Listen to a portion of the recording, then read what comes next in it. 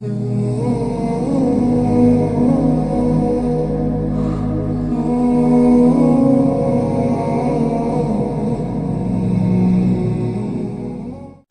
کرنا سیکھو گے. یاد رکھو میرے بچوں، اگر آپ صبر سیکھ گئے تو کوئی آپ کو پکڑ نہیں سکے گا. یہ جو ریسنگ گاڑیاں ہوتی ہیں نا، فراری اور مختلف ان کے نام ہیں، مشہور فراری ہے، اٹلی میں بنتی ہے. لیمبرگینی، یہ دونوں بنتی ہیں وہاں اٹلی میں. اور اس میں جو آدمی جا رہا ہو اس کے لیے سپیڈ لیمٹ کی قید کوئی نہیں، ورنہ سب گاڑیوں پہ 120 کلومیٹر پر کہ اوپر جائیں گے تو جرمانہ ہوگا. لیکن جو آدمی لیمبرگینی میں جا رہا ہے یا فراری میں جا رہا ہے اس کے لیے کوئی جرمانہ نہیں، چونکہ وہ یوں کرو تو 1 سیکنڈ میں وہ 120 پہ چلی جاتی، صرف اتنا کرنے سے شم ایسے جاتی ہیں. تو میں آپ کو ایک لیمبرگینی دینا چاہتا ہوں، فراری 8 کروڑ کی ہے. فراری 8 کروڑ کی گاڑی ہے فراری. کئی دفعہ وہاں جب جاتا ہوں تو کوئی نہ کوئی بٹھا دیتا ہے، یہ آپ کو ذرا سیر کرائیں. وہ ہمارے کو تو شوق کی کوئی چیز ہے نہیں، وہ نوجوانوں کے شوق کی چیز ہے. تو 8 کروڑ کی گاڑی میں مفت آپ کو دے رہا ہوں، وہ ہے صبر. آخرت کے سفر میں اگر تیز چلنا چاہتے ہو، وہ سب سے آگے نکلنا چاہتے ہو، تو صبر کی فراری پہ سوار ہو جاؤ. تمہیں کوئی پکڑ نہیں سکے گا، تمہارے کوئی قریب بھی نہیں آ سکے. کہ دنیا میں صبر کرنے والوں کا قحط آ گیا. بڑے بڑے علماء ہیں اخلاق سے خالی، بڑے بڑے علماء ہیں صبر جانتے ہی نہیں. اور پورا معاشرہ سر علماء، تم کل کے علماء ہو اس لیے علماء کی بات کر رہا ہوں، ورنہ پورا معاشرہ میرے بچوں صبر سے خالی ہے. تم سیکھو.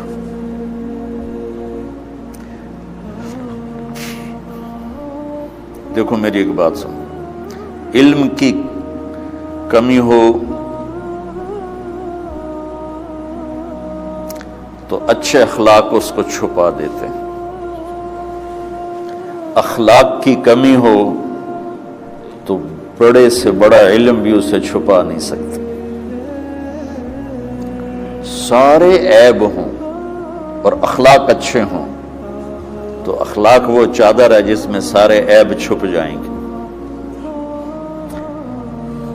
بس ساری صفتیں ہوں اور بد اخلاق ہو تو ہر صفت کو بد اخلاقی چھپا دے گی. میرے نبی نے نماز لمبی پڑھی، اللہ نے روک دیا، کہا نہیں چاہیے. ما انزلنا علیک القرآن لتشقی، مختصر نماز پڑھیں، درمیانی نماز پڑھیں. پیسہ سارا خرچ کر دے، اللہ نے روک دیا. ولا تبسطها کل البسط، میرے نبی سارا خرچ نہ کرو، کچھ بچا کے بھی رکھو. تبلیغ میں اپنی جان کھپائی، اللہ نے اس سے بھی روک دیا. فلا تذهب نفسك علیہم حسرات، تبلیغ کرو خود نہ مر جاؤ.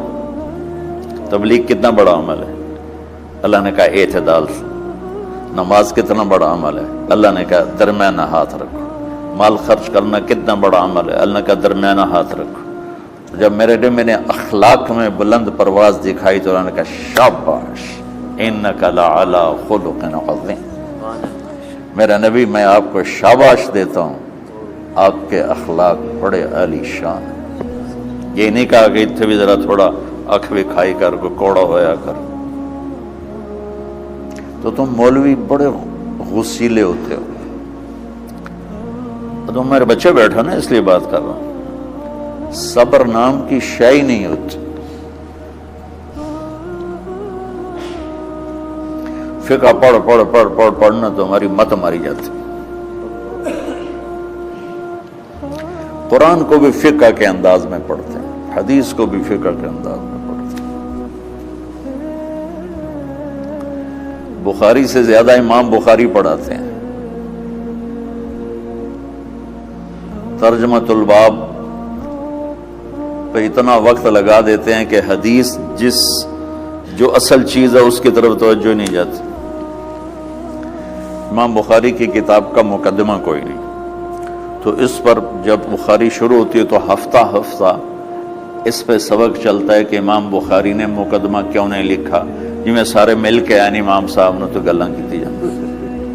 میں اس کا اتنا آسان 1 منٹ میں اس سارے سبق کو ختم کر دیتا ہوں بخاری شریف کے، کہ دیکھو بھائی امام صاحب کا دل نہیں کیا مقدمہ لکھنے کو، اس لیے انہوں نے نہیں لکھا. گل ہو گئی. ایک حدیث کے عنوان اور حدیث میں جوڑ نہیں تھا، تو شیخ رمزی بہت بڑے فاضل آدمی ہمارے فیصل آباد، میں نے کہا شیخ یہ جوڑ کوئی نہیں. کہ شیخ ھذا من اصعب ابواب البخاری، یہ بخاری شریف کے مشکل ترین ابواب میں سے.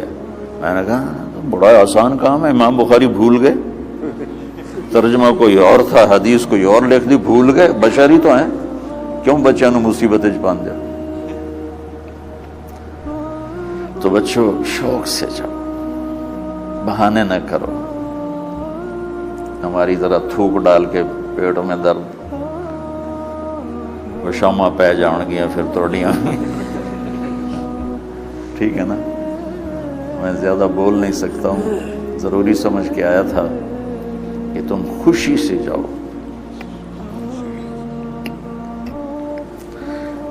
پھر اس میں جو ناگواری آئے گی اسے برداشت کرو گے تو پھر آپ کا صبر بڑھے گا. تمہیں صرف میری شہرت نظر آتی ہے، اس میں جتنا مجھے صبر کرنا پڑا ہے وہ تمہارے سامنے نہیں ہے. جتنی کڑوی گولیاں میں نے کھائی ہیں لوگوں سے وہ تو تمہیں نہیں پتا. اب تمہیں اتنا نظر آتا ہے کہ واہ واہ ہو رہی ہے آگے پیچھے لوگ. میرے اللہ کا کرم ہے، میری کیا اوقات. آج ہوں کل مر جاؤں گا، اولاد کو بھی یاد نہیں رہے گا کہ طارق جمیل کون تھا. جو ہے اس میرے رب کا کرم ہے. مجھے اپنی شہرت سے کبھی دھوکہ نہیں لگا. تو میرے بچوں اس لیے بتا رہا ہوں، کوئی فخر نہیں، کہ مجھے اپنی شہرت سے کوئی دھوکہ نہیں. ایک لمحے کے لیے بھی مجھے دھوکہ نہیں. میرے دل کی گہرائیوں یہ بات اتری کہ سب میرے اللہ کا فضل ہے. اور برائی کرنے والا اور اچھائی کرنے والا میری نظر میں برابر ہو گیا ہے. برابر ہونے کا مطلب پہلے سمجھو. تو مجھے گالی دو گے مجھے تکلیف ہوگی، تو میری تعریف کرو گے مجھے خوشی ہوگی. اس کو برابری نہیں کہتے، وہ تو ایک طبعی چیز ہے. یہ میں نے ہاتھ پہ اپنا ہی ہاتھ مارا تو اس کو درد ہو رہا. تو اگر میں مولوی شوکت صاحب سے بدتمیزی سے بات کروں گا تو ان کو تکلیف ہوگی، اور میں ان کی قربانیاں بیان کروں گا. یہ ذرا کھڑے ہونا، ادھر ہاتھ دو. یہ اس سارے نقشے کے بانی ہیں. یہ پہلی اینٹ ہے. یہ 3000 روپے اس وقت لے رہے تھے 1985 میں 86 میں کراچی.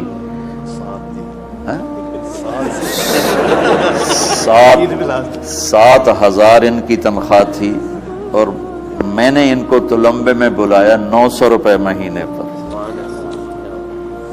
کتنا فرق ہے 7,000 اور 900 کا.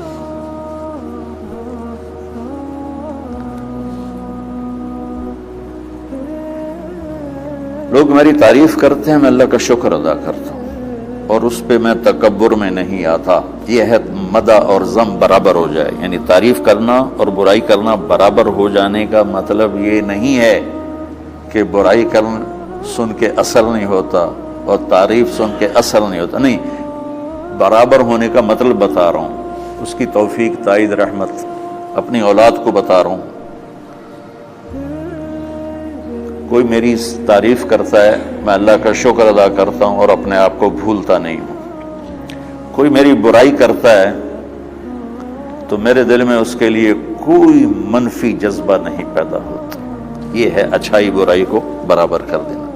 کہ میرے اوپر مختلف الزام لگتے ہیں تو میں ان کو پی جاتا ہوں. اور اس طرح کا معاملہ کرنے والوں سے اپنے دل کو بالکل صاف رکھتا ہوں، بالکل صاف، اور میرا ان سے معاملہ اسی طرح ہوتا ہے جیسے پھر آؤ جی، اپنی وجہ سے کبھی کسی سے قطع تعلق نہیں کرتا۔ تو بچوں، صبر بہت بڑی دولت، یہ تمہاری تبلیغی زندگی میں بھی کام آئے گی، علمی زندگی میں بھی کام آئے گا، جب تم گھر والے بنو گے، شادیاں ہوں گی، اس وقت یہ کام آئے گا۔ ٹھیک ہے، اب بہانہ تو نہیں کرو گے نا، خوشی سے جاؤ گے نا؟ چلو، السلام علیکم۔